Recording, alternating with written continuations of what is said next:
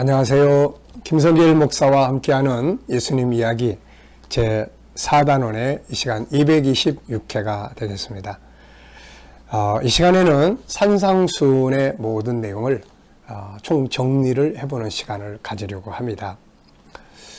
저는 오래전부터 이 산상수훈을 암송하면서 한 번쯤 이 산상수훈을 좀 정말 어디에 묶이지 않고 하나님이 영감 주시는 대로 한번 쭉 정리를 해봐야 되겠다는 생각을 했는데 이번에 이제 이렇게 소원을 이뤘습니다.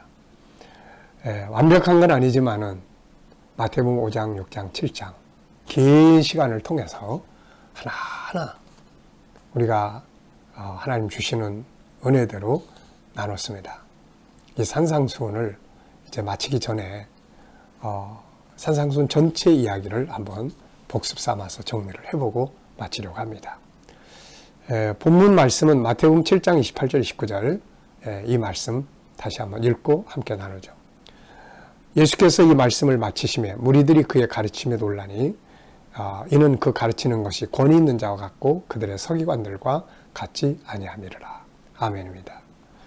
산상수훈을 그냥 읽고 들은 것으로 그치지 말고 이것을 외우기도 하고 묵상도 하고 그러면서 삶의 현장에서 사용해보는 그런 시간들이 만들어졌으면 좋겠습니다. 산상수훈은 정말 놀라운 가르침이거든요. 네. 자, 산상수훈 여기서는 총 30가지의 큰 제목을 정해봤어요. 하나는 팔복입니다. 첫째는 팔복.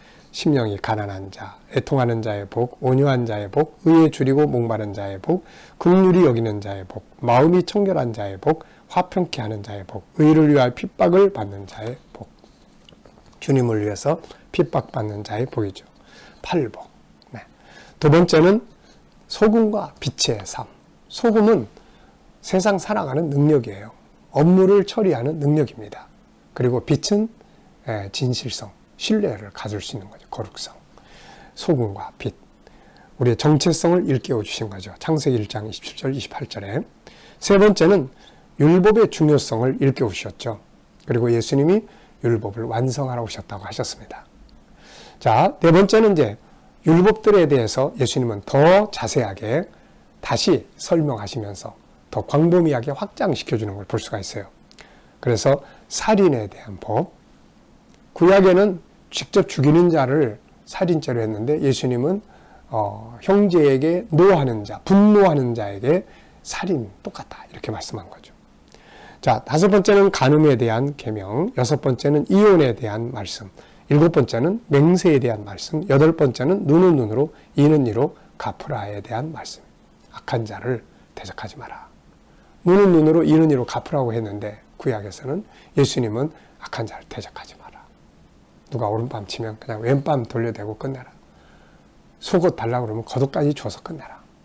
네, 참 지혜의 말씀이에요. 또 원수 사랑에 대한 계명이에요. 원수 갚으려고 하지 말고 원수를 사랑하고 박해하는 자를 위해서 기도해라. 또 이제 6장으로 넘어가면은 외식과 형식에 대한 주의점을 말씀하셨어요. 구제할 때, 기도할 때 이 외식하고 형식하는 이런 것들 조심해라. 그러면서 이제 또 주기도문을 가르쳐 주셨죠. 주기도문 총 8가지 내용이 담겨져 있습니다. 우선 아버지의 이름 거룩하게 하고 나라가 임하고 그 다음에 하늘의 뜻을 이 땅에 이루는데 전도와 선교적 사명이죠. 그 다음에 일용할 양식, 그 다음에 용서에 대한 것, 그 다음에 시험, 그 다음에 악에 빠지지 않고 그 다음에 권세와 능력 그리고 영광을 하나님께 돌리라고 하는 거예요. 자, 정말 중요한 기도문이죠. 또 용서의 중요성을 기도문 뒤에 말씀하셨어요. 용서. 참 이 용서에 대한 이야기가 예수님 말씀에 많이 나타나요. 용서. 이게 참 중요한 거예요. 용서는 사실 그 사람 위해서 하는 게 아니라 나를 위해서 하는 겁니다. 왜냐하면 용서하지 못하면 사람이 앞으로 가지 못해요. 계속 거기에 묶여있기 때문에 용서하는 거죠. 예수님이 십자가에 의해서 이걸 다 보여주셨거든요. 그 다음에 이제 14번째는 보물과 마음의 관계성이에요. 보물이 있는 곳에 마음이 있다. 너희 보물을 하늘에 쌓아두라 이런 말씀. 15번째는 눈과 몸의 관계예요. 눈이 성하면 온몸이 밝고 눈이 상하면 온몸이 어둡다. 목표가 올바라야 된다는 그런 말씀이죠. 자, 그 다음에는 사람이 두 주인을 섬길 수 없다. 그래서 하나님과 재물을 겸해서 섬기면 안 된다. 네. 그리고 17번째는 먹고 마시는 것, 입는 것 이런 것 때문에 염려하지 마라. 염려하지 말아야 될 이유가 예수님 3가지 말씀하셨어요. 하나는 그거 염려하다가 목숨을 위태롭게 한다. 몸이 상한다. 또 염려한다고 키가 한 자나 더 크겠느냐? 백해무익이다. 또 하나님이 너희의 필요한 것을 다 알고 계신다. 하나님을 신뢰해라. 이제 이런 말씀들이죠. 그러면서 이제 삶의 우선순위, 인생의 우선순위를 가르쳤어요. 먼저 그 나라와 그 일을 구하라. 18번째예요. 19번째는 오늘을 중요하게 살아라. 네, 내일 것 같다 걱정하지 말고. 자, 여기까지가 이제 6장이에요. 그리고 이제 7장에 들어가면은 이제 좀 결론적인 부분으로 이제 말씀을 좀 하세요. 그래서 남 비판하지 말고 헤아리지 마라. 결국 이게 자기 비판하는 것이 된다. 그래서 자기를 돌아봐라. 자기 눈 속에 있는 들보를 봐라. 이게 21번째고 22번째는 거룩한 것, 개에게 진주를 돼지에게 던지지 마라. 복음에 대한 확실성, 그리고 자기의 복음을 스스로 발로 밟는 어리석은 행동하지 말 것을 당부한 거죠. 그 다음에 23번째는 구하고 찾고 두드려라. 네, 구하고 찾고 두드려라. 그래서 가만히 있지 마라. 가만히 있지 마라. 가만히 있는 자는 아무것도 일어난 일이 없다. 그래서 구하라. 찾으라. 문을 두드려라. 네. 구하는 자가 얻고 문을 두들긴 이에게 열리고 찾는 이는 찾게 될 거다. 네, 이런 말씀. 그 다음에 상대성 원리를 말씀하죠. 모든 것에서 대접받고 싶으면 대접해라. 상대성 원리예요. 그래서 우리가 이 상대성 원리, 하나님과의 관계에서, 나와의 관계에서, 사람과의 관계에서, 모든 자연 만물, 업무와의 관계에서 우리가 살펴봤죠. 그 다음에 25번째는 좁은 문과 넓은 문이에요. 누구나 다 넓은 문으로 가고 싶죠. 넓은 길로 가고 싶습니다. 그런데 생명의 길, 생명의 역사는 좁은 문으로 들어가는 거죠. 힘들어도 올바른 길로 가는 겁니다.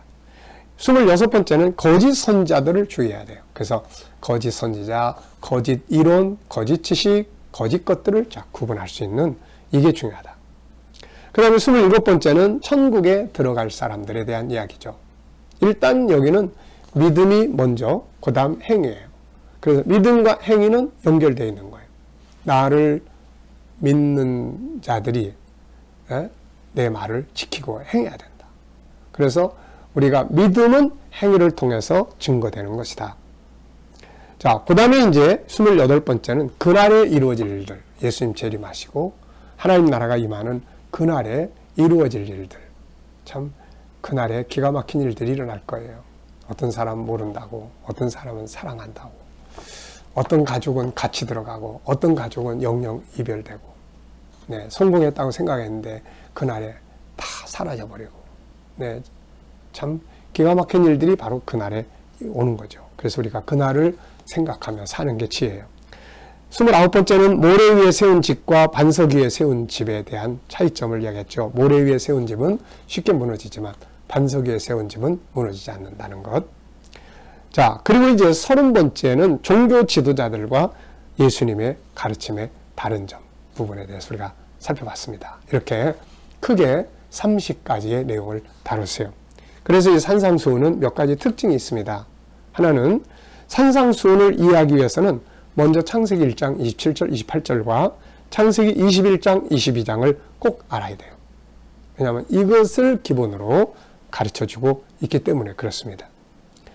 자, 두 번째는 산상수훈은 성경 전체를 정리한 내용이에요. 구약의 율법, 사도들의 이야기, 가르침, 이 모든 것을 이 3장 속에다가 정리를 해놓은 거죠.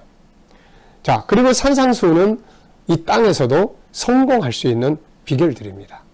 산상수훈에 있는 말씀대로 탈무드처럼 우리가 산상수훈을 삶의 현장에 적용하도록 지혜를 만들고 그러면 우리의 삶에 놀라운 변화와 성공을 가져오는 비결이죠. 그리고 그래서 산상수훈은 우리가 한번 읽고 끝나서는 안 되는 내용이에요. 얼마나 위대한 리더십이고 생명의 말씀이고 행복과 성공을 가져오는 말씀입니까? 그래서 산상수훈은 항상 읽고 연구하고 배우고 현장에서 적용할 수 있도록 해야 합니다. 이제 다음 시간부터는 이제 다음 장으로 넘어가겠습니다. 그동안 산상수훈 함께 나누시느라고 수고들 많으셨습니다. 대단히 감사합니다. 시간 마저 여기서 마치겠습니다.